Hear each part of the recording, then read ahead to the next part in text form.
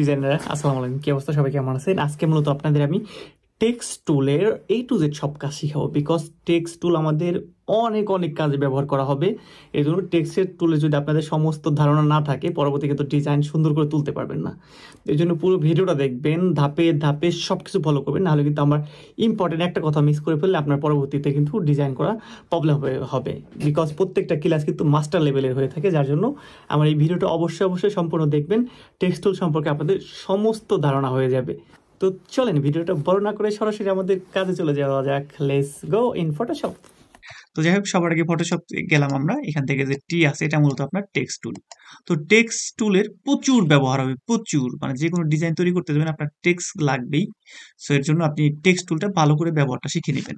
তো মূলত আপনি এটা যদি এখান থেকে ক্লিক করে হরিজন্টাল টাইপ যে টুল আছে এটা সিলেক্ট করে নিলাম। তারপরে এখানে আমি জাস্ট মাউসের কার্সারটা ক্লিক করছি, লেফট বাটন, তাহলে কিন্তু টেক্সটের যে টুলটা সেটা কিন্তু কাজ করতেছে। তো এখানে এটা নাম দিলাম হচ্ছে টেক্সট টুল দিছি। টেক্সট টুল দেওয়ার পরে বাট এই লেখাটা দেখা যাচ্ছে না, বিকজ এর কারণ কি জানেন? এর কারণ এখানে দেখেন সাদা, এইখানে এই যে টেক্সট টুলের যে অপশনগুলো এখানেও আছে, এটাও কিন্তু সাদা কালার। তো ব্যাকগ্রাউন্ডও সাদা, আবার এই টেক্সটটাও দিছি আমরা সাদা, এর জন্য কিন্তু এটা বোঝা যাচ্ছে না। আমি এখান থেকে কালো করে দিই। এই কালারটা জাস্ট আমি উপর থেকে যে কালো কালার আছে এটা ক্লিক করে কালো করে দিছি। টেক্সটটা এখন বোঝা যাচ্ছে, এটা মূলত আমি লিখছি একটু আগে।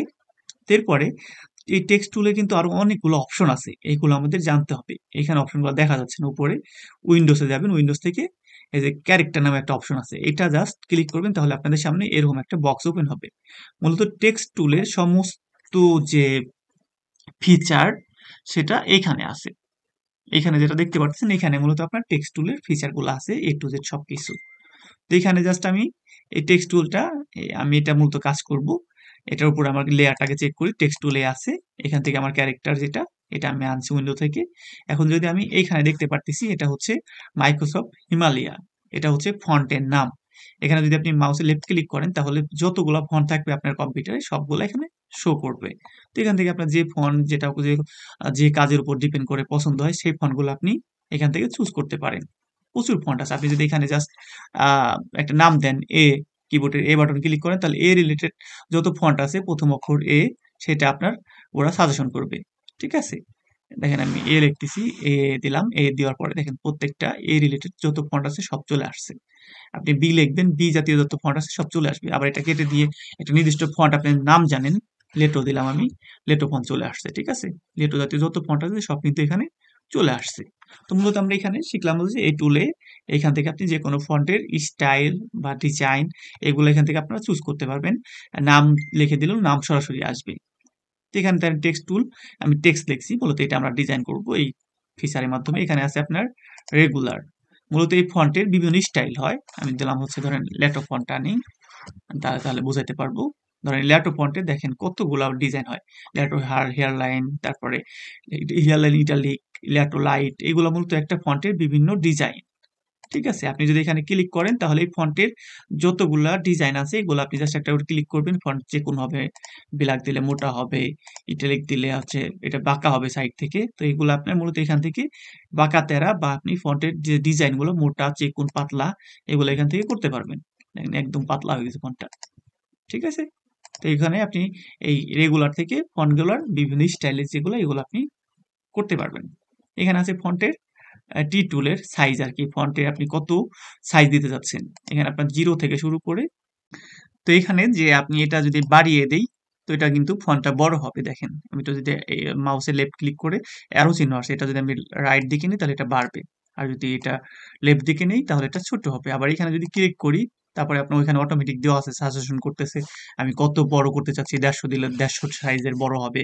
আবার যদি এখানে আমি মাউসে লেফট ক্লিক করে এখানে আমার ইচ্ছা মতো সাইজ দিই, তাহলে হবে। আমি 200 দিই, তাহলে 200 সাইজ হবে। ঠিক আছে, এটা বড় ছোট হবে।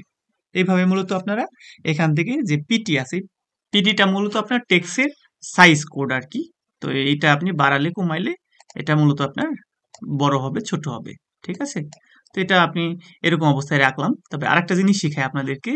ধরেন এই ফন্টটা এর ভিতরে শিখাই দিই। এই ফন্টটা ধরেন এখন মিডিলে নাই, তো আমি এটা কিভাবে মিডিলে নিব?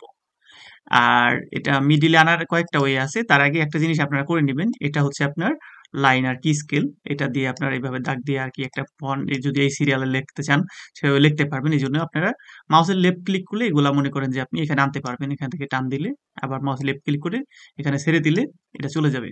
এখানে দেখেন আনছি, এই যে অ্যারো চিহ্ন দেখাচ্ছে এটা মুভ করার, তো মাউস লেফট ক্লিক করে এটা এখানে ছেড়ে দিলাম, তাহলে এটা চলে গেল।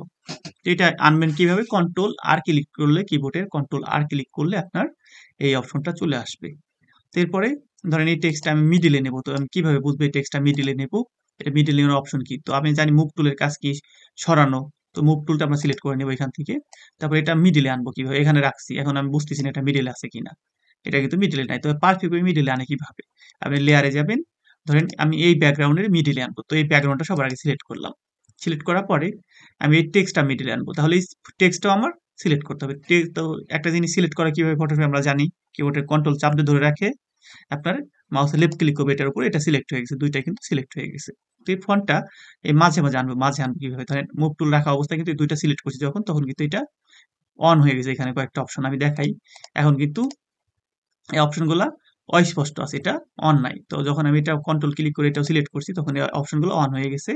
আর এইখান থেকে অবশ্যই আপনারা এই মুভ টুল সিলেক্ট করা পরে আপনারা এখান থেকে লেয়ার দিবেন। আমাদের গ্রুপ বেশিরভাগ কাজ কম হয়, এই জন্য লেয়ার সিলেক্ট করে দিবেন, তাহলে প্রত্যেকটা লেয়ার অটোমেটিক যেটা ক্লিক করবেন ওইটা এই চার কোণ আছে যে অপশনগুলো দেখতেছেন, এটা বড় করার ছোট করার, এটা অপশনগুলো চলে আসবে। আর এখান থেকে অবশ্যই ট্রান্সফর্ম কন্ট্রোল দিবেন, এই যেটা হচ্ছে ট্রান্সফর্ম কন্ট্রোল, এগুলা তাহলে এখানে আপনি ক্লিক করে টান দিলে বড় হবে। তো যাই হোক আমরা মূলত এই ফন্টটা মিডিলে আনবো, এইখানে যে অপশন দেখতেছেন এগুলো হলো মিডিলে আনার অপশন।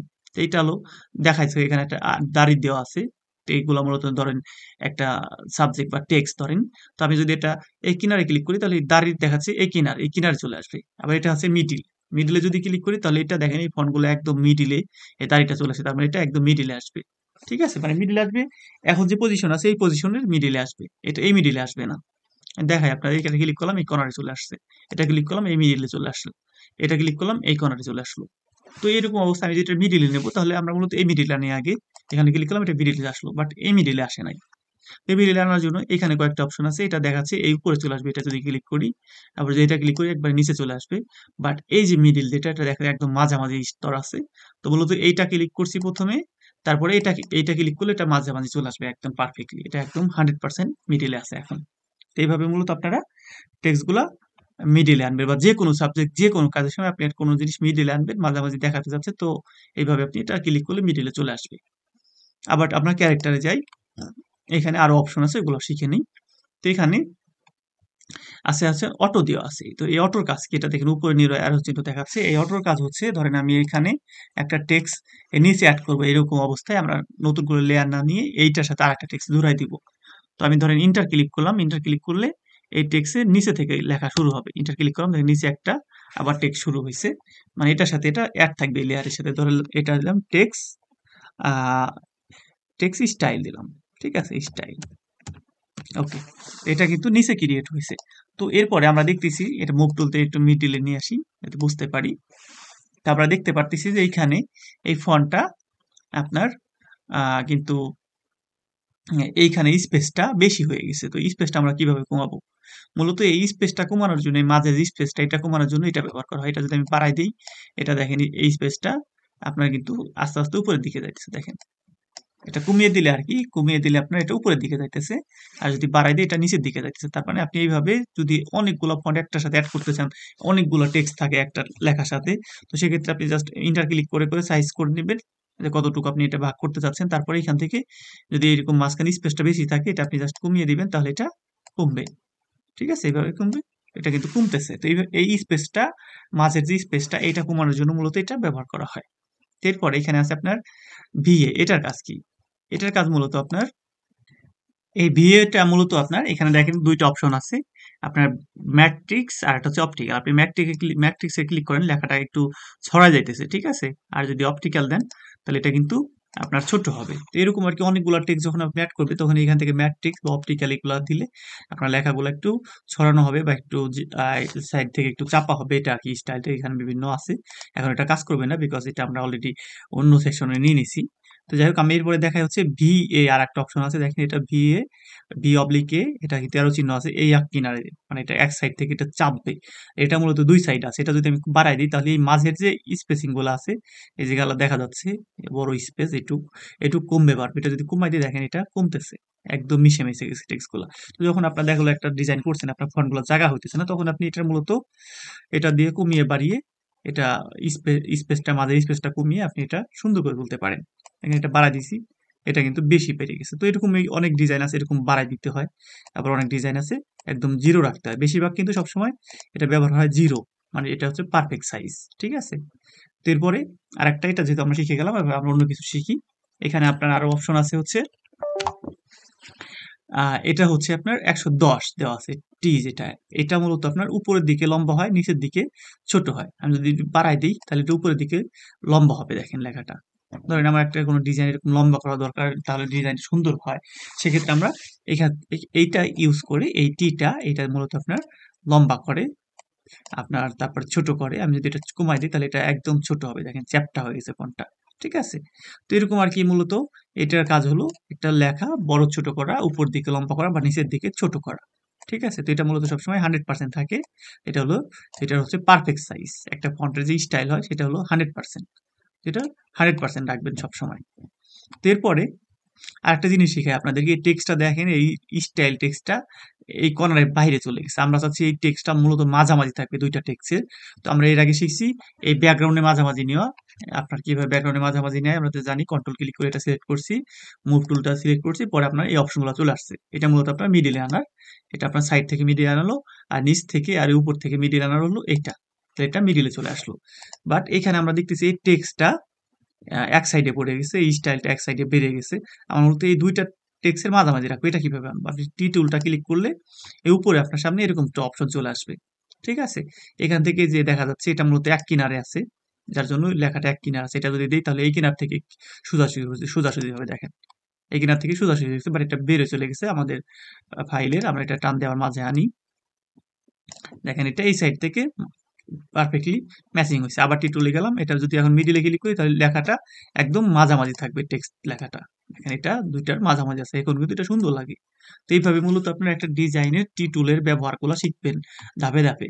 এগুলো আপনার কাজ করতে করতে ভালো শিখে যাবেন। এটা এই অপশনটা আছে মূলত এই প্যারাগ্রাফে।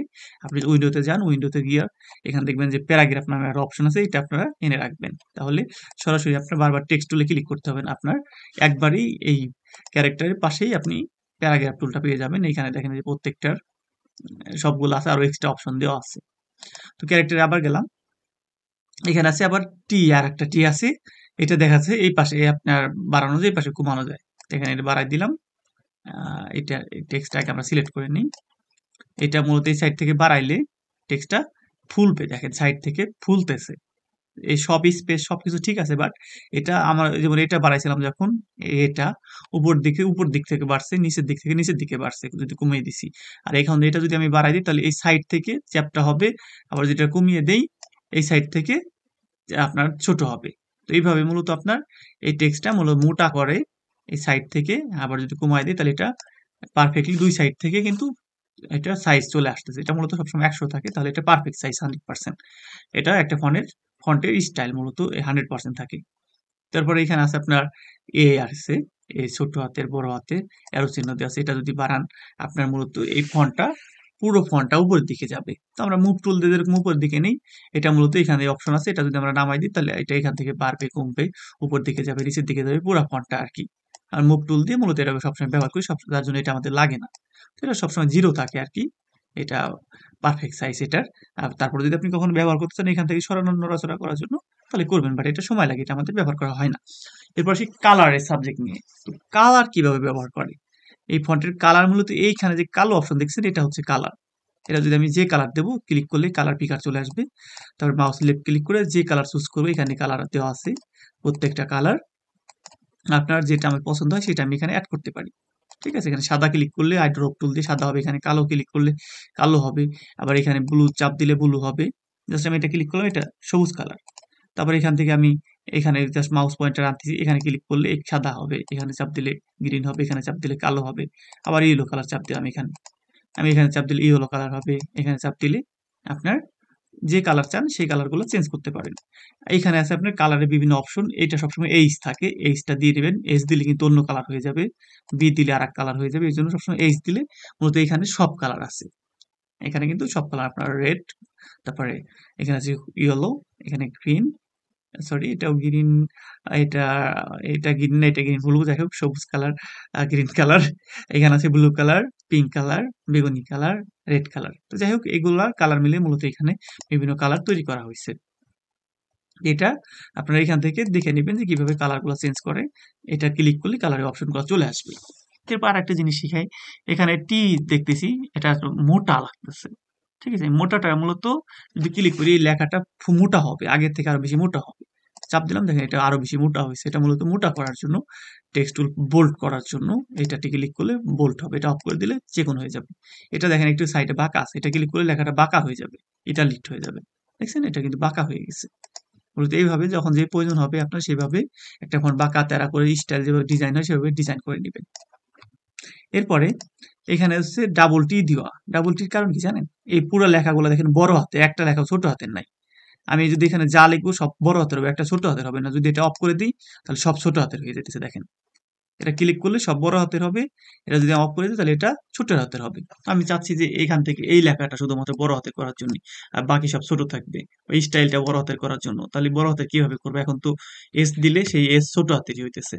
তো এর জন্য আপনি জাস্ট এখান থেকে যদি আমি যদি এটা সিলেক্ট করলাম, মাউস লেফট ক্লিক করে একটু সিলেক্ট করলাম, সিলেক্ট করে এখানে যদি টি তে ক্লিক করি এটা লেখাটা বড় হয়ে যাবে। দেখেন বড় হয়ে গেছে, বাকিগুলো ছোট আছে।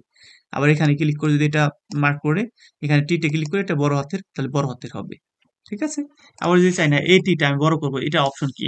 আমি কিবোর্ড এইটা বড় না করে আমি কিবোর্ড থেকে বড় করবো, সেটা কিভাবে করবো? তাহলে আপনি জাস্ট আমি ধরেন এই টিটা কেটে দিলাম, ব্যাক স্পেস ক্লিক করে কিবোর্ডের, তারপরে স্পেসটা ক্লিক শিফট ক্লিক করলাম, কিবোর্ডের শিফট ক্লিক করে আপনি টিতে ক্লিক করলে বড় হাতের হবে। ঠিক আছে? এইভাবে আপনি কিবোর্ডের মাধ্যমে বড় ছোট করতে পারেন। আবার এইখানে কিবোর্ডের একটা অপশন আছে ক্যাপস লক। ক্যাপস লক যদি ওপেন করে দেন আপনি যা লিখবেন সব বড় হাতের হবে। ঠিক আছে? ধরুন সব বড় হাতের হইতেছে, আমি সব বড় হাতের করলাম, দিয়ে দিলাম। ছোট হাতে ই দিব, তাহলে শিফট ক্লিক করে ইতে ক্লিক করলে তাহলে এখন ছোট হাতের হবে। ক্যাপস লক অফ অফ করে দিলে এখন সব ছোট হাতের হবে। ঠিক আছে? এইভাবে মূলত আপনারা এই ডিজাইন আমার এই কাজগুলো মনে রাখবেন, আপনার ঘরে বসে প্র্যাকটিস করবেন। তারপরে এখানে আছে টি, একটা বড় হাতের একটা ছোট হাতের। এটার মূলত কি কাজ করে? এটা মূলত আপনার বড় হাতের ফন্ট হবে, আবার ছোট হাতের ফন্ট হবে। ঠিক আছে? এখানে ক্লিক করে দেখেন সব বড় হাতের হয়ে গেছে। আমি যদি চাই এখানে ছোট হাতের ফন্ট করার জন্য, সেক্ষেত্রে আমি শিফট ক্লিক করে সরি আমি জাস্ট এখানে এস লিখলাম। ঠিক আছে? এস লেখার পরে আপনার এখানে আমি টিটা উঠাই দিই, আবার একটা এস লিখি। দেখেন এই টেক্সটটা মূলত আপনার আগের থেকে বেশি মোটা হয়েছে। আর এটা মূলত স্লিম ছিল, স্লিম ছিল। আমি যদি এখানে ছোট হাতের লিখি, আরো ছোট হাতের মূলত এখন হচ্ছে না, এটা অলরেডি ছোট হাতেরই। এই টিটা মূলত আপনার কাজ করে হচ্ছে একটা ফন্ট যদি অনেক বড় হয়ে যায় সেক্ষেত্রে আপনার এটা পারফেক্ট সাইজ নিয়ে ছোট হবে, সেভাবে কাজ করে। আমি যদি দেখাই আপনাদেরকে, এই টিটা উঠাই দিই, দেখেন এই টেক্সটটা আগের থেকে মোটা হয়ে গেছে। আমরা যদি এটা বড় টিটা দিই, সব বড় হাতের হয়ে গেল, এখন এটা ক্লিক করলাম, তাহলে লেখাটা ছোট হয়ে গেছে। এটা মূলত আপনার লেখাটা আগের থেকে এক সাইজ ছোট করে একবার এক ক্লিকে, এই মূলত এই রিলেটেড কাজ করে এটা। তারপরে এখানে আছে T1, আপনার T1 দেখেন এটার সাইজটা আগের থেকে একটু ছোট হবে, মানে স্টাইল আর কি, লেখাটা স্টাইল হয়েছে। T2 আছে, এটা মূলত আপনার নিচের দিকে গেছে। আবার এটার নিচে আপনার আছে একটা দাড়ি দেওয়া, আপনি যদি নিচে একটা লাইন দিতে চান এটিতে ক্লিক করলে নিচে একটা লাইন ক্রিয়েট হয়ে যাবে। আবার যদি চান যে মাঝে মাঝে একটা মাঝে লাইন দিবেন, ডলার তৈরি করতে মাঝে লাইন লাগে, ধরেন এটা ক্লিক করলাম, মাঝে একটা লাইন হয়ে গেছে। আর একটা জিনিস শিখাই আপনাদেরকে, আমি চলে যাই হচ্ছে আরেকটা ফন্ট চলে যাই, এটার নাম আমার এখানে আছে ডেভিল ফন্ট, ডেভিল বেঞ্চি, ডেভিল ব্রেজি আর কি ফন্টের নাম। তো মূলত এইখানে দেখেন একটা জিনিস আপনাদের দেখাই, টিটা উঠাই দিই, এটা বড় হাতের করে দিই, এটা অফ করে দিই, সরি এটা বড় হাতের দিই। এখানে দেখেন একটা স্টাইল হয়ে গেছে টিটা, এটা কিন্তু একটা আলাদা স্টাইল আছে। দেখেন এটি আমি যখন বড় হাতে দিছি এই টিটার কিন্তু মাথা কেটে গেছে, এটা অন্যরকম স্টাইল হয়েছে, টেক্সট স্টাইল। এটা যখন খুলে দিছি তখন আর একটা স্টাইল হয়েছে। তো এইভাবে মূলত বিভিন্ন ফন্টের বিভিন্ন স্টাইল থাকে, এগুলো আপনারা বড় ছোট করে দেখতে পারেন। আর একটা বিষয় আছে এইখানে বিভিন্ন অপশন আছে, এই অপশনটা আপনাদের দেখাবো আমি। তো আমি এইখানে একটা ফন্ট আসছে, এটা হচ্ছে অ্যাডমস কি জানো কমান্ডার আর কি। তো যাই হোক এই ফন্টটা একটু বড় করি, আর একটু আমরা এখান থেকে সাইজটা বড় করে দিলাম। মূলত আমি এইখানে এটা আনার পরে দেখেন এখানে এই অপশনগুলো অন হয়ে গেছে। যদি আমি এটা দেই, এতে ক্লিক করে দেখেন ফন্টের ডিজাইন চেঞ্জ, উপরে এটা এই টিক গুলার উপরে কিন্তু আলাদা আপনার এই লেখাগুলা কিন্তু বড় হইতেছে, মানে এটা কিন্তু বাইরে গেছে। দেখেন এটা কমাই দিই, আগে ছিল একরকম, আর এটা দেওয়ার পরে এটা মাথার উপরে ফরকা করে একটা স্টাইল হয়েছে। এটা মূলত আপনার স্টাইল চেঞ্জ করে। এখানে এ দিয়ে আপনার আর এক ধরনের ফন্ট আছে, যেসব ফন্টে আর কি এটা কাজ করে, সেগুলা মূলত আপনার তখন এই এতে ক্লিক করলে এটা কাজ করবে। তো এগুলা বেবাস নিউ তো এটা নাই। তারপরে এটা দেখি আছে কিনা, এখন এটা কাজ করতেছে না। তো যাই হোক, বিভিন্ন ফন্টের বিভিন্ন স্টাইল আছে। এখানে আপনারা যখন কাজ করবেন এগুলো অন থাকলে অফ অন করে দেখবেন যে কোনটা মূলত কি কাজ করে। ঠিক আছে, তো এগুলা বিভিন্ন স্টাইলিশ রিলেটেড কাজ করে এখান থেকে। তারপর আরেকটা বিষয়, আপনারা এইখান থেকে সবসময় ইউকে দিয়ে রাখবেন। অন্য দেশের ভাষা দিলে কিন্তু হবে না, ভালো হবে না, ডিজাইন চেঞ্জ হয়ে যাবে। আপনারা সবসময় এখান থেকে ইউকে দিয়ে রাখবেন, কারণ একটা ফন্টের কিন্তু অন্য দেশের ভাষা, বিশেষ করে সব দেশের ভাষা কিন্তু সবসময় থাকে না, স্টাইল ডিজাইন থাকে না। এই জন্য ইউকে দিলে ইউনাইটেড স্টেটের ডিজাইনে এই ফন্টগুলা এখানে কাজ করবে। তো আরেকটা জিনিস আপনাদের শিখাই, এই ফন্টগুলা এরকম আমি ডিজাইন দিলাম, দেওয়ার পরে আপনার বিভিন্ন সাবজেক্ট অনুযায়ী ফন্টগুলার কিন্তু আপনারা সবসময় এখান থেকে বিভিন্ন সাবজেক্ট বা বিভিন্ন কাজ অনুযায়ী আপনার ফন্টগুলার ডিজাইন চুজ করে নেবেন। বিভিন্ন ডিজাইনের ফন্ট হয়ে থাকে, তো ফন্ট রিলেটেড চুজ করে করে আপনারা মূলত ডিজাইনগুলো তৈরি করবেন, যে কোনটার সাথে কোন ফন্ট চায়, কোনটা সিম্পল ফন্ট, কোনটা ভারী ফন্ট। ঠিক আছে, এগুলো আপনারা ফলো করে তারপরে কাজ করবেন। তো আজকে মূলত আমি ফন্টের কাজটা শিখাইলাম, পরবর্তীতে আপনাদের অন্য কিছু শিখাবো ইনশাল্লাহ। তো ততদিন সবাই ভালো থাকবেন, সুস্থ থাকবেন। আল্লাহ হাফেজ।